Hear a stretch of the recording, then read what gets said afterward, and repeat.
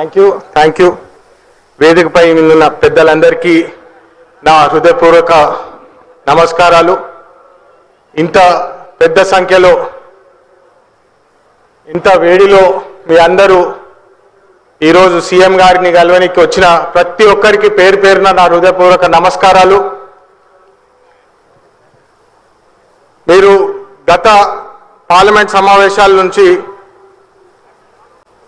BJP party చేసే అరాచకాలు, కొత్తగా ఈ కుట్రలు ఏదైతే ఉమెన్ రిజర్వేషన్ మీద ఈ కుట్రలు ఏదైతే చేస్తున్నారో దీన్ని తరిమికొట్టి ఈసారి పార్లమెంట్లో డీలిమిటేషన్ అని ఏదైతే ఈ కుట్రతో తీసుకొచ్చిండ్రో పబ్లిక్ ముందు, రాహుల్ గాంధీ గారు ఉమెన్ రిజర్వేషన్స్ 2023కి వెళ్ళి న్యాయంగా చేయాలి, 33% ఏదైతే రిజర్వేషన్ ఉందో దాని ప్రకారం కట్టుబడి ఉంటాము, మేము దానికి మద్దతు ఇస్తామని చెప్పి వారు పిలుపునిచ్చినప్పటికీ కూడా కొత్తగా కాన్స్టిట్యూషనల్ అమెండ్మెంట్ అంటే రాజ్యాంగాన్నే మార్చివేసి వాళ్ళకు అనుకూలంగా ఉన్న స్టేట్మెంట్లు పెట్టి సెన్సెస్ ఏదైతే ఉందో సెన్సెస్ అని తీసేసి కేవలము వాళ్ళు పొలిటికల్ బెనిఫిట్, పొలిటికల్ మైలేజ్ పొందాలని చెప్పి ఏదైతే ఈ డీలిమిటేషన్ అనే కుట్ర తీసుకొచ్చిండ్రో దాన్ని తరిమికొట్టి ఈసారి ప్రజాస్వామ్యంని నిలబెట్టుకున్నాం పార్లమెంట్లో అని చెప్పి మీ అందరికీ తెలియజేస్తున్నాము.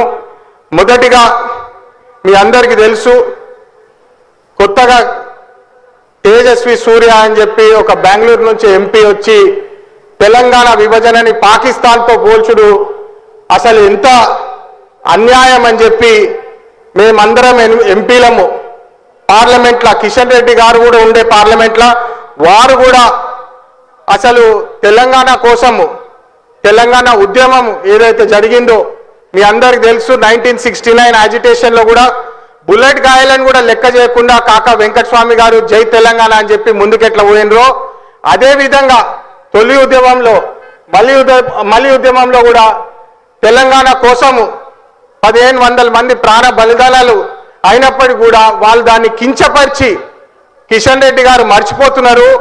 తెలంగాణ ప్రజల ఆశీర్వాదంతో ఇవాళ వాళ్ళు మంత్రి అని చెప్పి ఢిల్లీలో కూర్చున్నారని చెప్పి వారు మర్చిపోతున్నారు. తెలంగాణ ప్రజలు నీకు మళ్ళా గుర్తొచ్చేలాగా ఈ వచ్చే ఎన్నికల్లో మీకు జవాబు చెప్తారని చెప్పి వారికి పార్లమెంట్లో కూడా చెప్పడం జరిగింది. మీ అందరికి తెలుసు, తెలంగాణ యాజిటేషన్ అప్పుడు అందరం వేదికపై ఉన్న మంత్రులు పొన్నమన్న కూడా ఉన్నారు, వివేక్ గారు ఉన్నారు, ఎంపీగా ఉన్నప్పుడు వారు ధర్నాలు చేసినారు, జైలుకి పోయినారు, లాఠీ చార్జ్లలో కూడా పడ్డారు. కానీ కిషన్ రెడ్డి మీద ఒక్క లాఠీ దెబ్బ ఉన్నదా అని చెప్పి వారికి ఈరోజు సవాల్ విసురుతున్నాము. కేవలము తెలంగాణ ప్రజల ఆశీర్వాదం తీసుకొని ఈరోజు నువ్వు మంత్రి కాలేదా అని చెప్పి సూటిగా వారికి సవాల్ విసురుతున్నాము. ఈ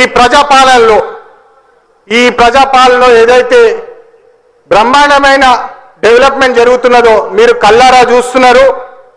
శ్రీధర్ బాబు గారు అనేక డెవలప్మెంట్ వర్క్స్ ఇప్పుడే కాళేశ్వరంలో భూమి పూజ చేసి వస్తున్నాము.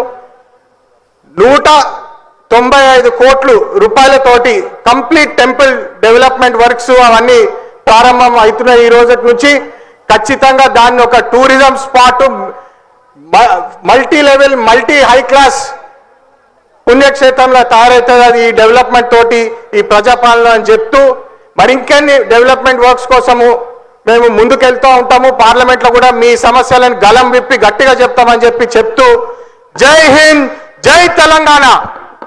అందరూ ఒక్కసారి అనాలా, జై హింద్, జై తెలంగాణ. చల్.